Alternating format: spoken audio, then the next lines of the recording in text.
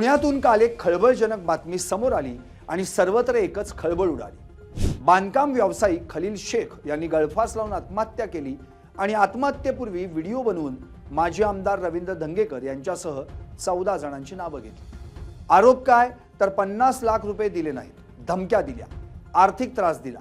आता स्वारगेट पोलिसांनी धंगेकर, त्यांच्या पत्नी, माजी नगरसेवक बाळा शेडगे यांच्या पत्नी आणि त्यांच्यासह 14 जणांवर गुन्हा दाखल केला। या प्रकरणी त्यांना अटक होण्याची शक्यता वर्तवली जाते।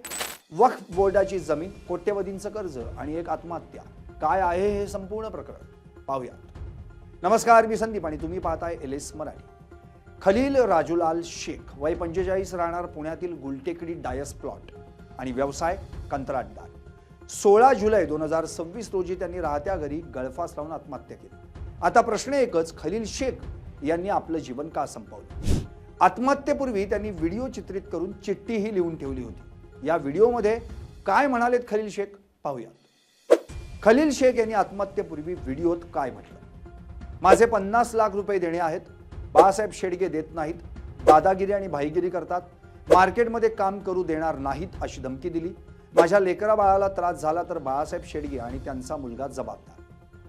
खलील शेख यांनी ते आत्महत्या का करतायत याचं कारणही सांगितलं। कर्जबाजारी झालोय, आर्थिक अडचणींकडे दुर्लक्ष होत आहे। आता महत्त्वाचा प्रश्न, हे प्रकरण आहे तरी काय? वक्फ जमीन प्रकरणाशी याचा काय आहे संबंध सांगतो।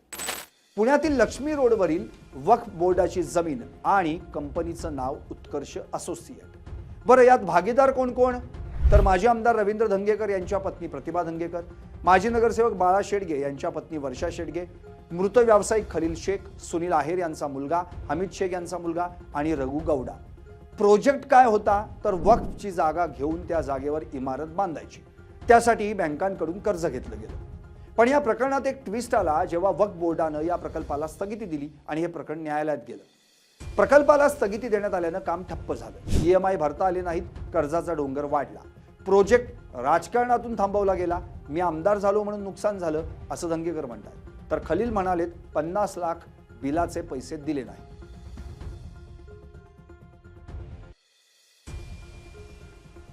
16 जुलै रोजी खलील यांच्या पत्नी सुलताना खलील शेख यांनी स्वारगेट पोलीस ठाण्यात या प्रकरणी फिर्याद दाखल केली। फिर्यादीनुसार सन 2015 ते 15 जुलै 2026 या कालावधीत खलील शेख यांचे संबंधित आरोपींसोबत सेंट्रिंग व्यवसायाच्या अनुषंगाने आर्थिक व्यवहार होते। या व्यवहारांमधून शेख यांना धमकी, शिवीगाळ तसेच मानसिक व आर्थिक त्रास देण्यात आल्याचा आरोप त्यांच्या पत्नीने केला। या प्रकारामुळे खलील शेख तणावात होते असंही फिर्यादीत म्हटलंय। बाळासाहेब शेडगे यांनी शेख यांच्या सेंट्रिंग व्यवसायातील साहित्य जबरदस्तीने ताब्यात घेतल्याचाही आरोप करण्यात आला। हे सर्व आरोप फिर्यादीच्या आधारे नोंदवण्यात आले असून त्यांची सत्यता पोलीस तपासातून स्पष्ट होणार आहे। या प्रकरणी 14 संशयित आरोपींवर गुन्हा दाखल झाला। त्यात माजी आमदार रवींद्र धंगेकर, त्यांच्या पत्नी प्रतिभा धंगेकर, मनसेचे माजी नगरसेवक बाळासाहेब शेडगे, त्यांच्या पत्नी वर्षा शेडगे, विशाल केदारी, सुनील अय्यर आणि त्यांचा मुलगा, रघु गौडा, सुनील बोरा, राजन सेटिया, अमित शेख आणि त्यांचा मुलगा, श्याम कोळपकर आणि शुभम, संपूर्ण नाव माहीत नाही, यात 14 जणांचा समावेश आहे।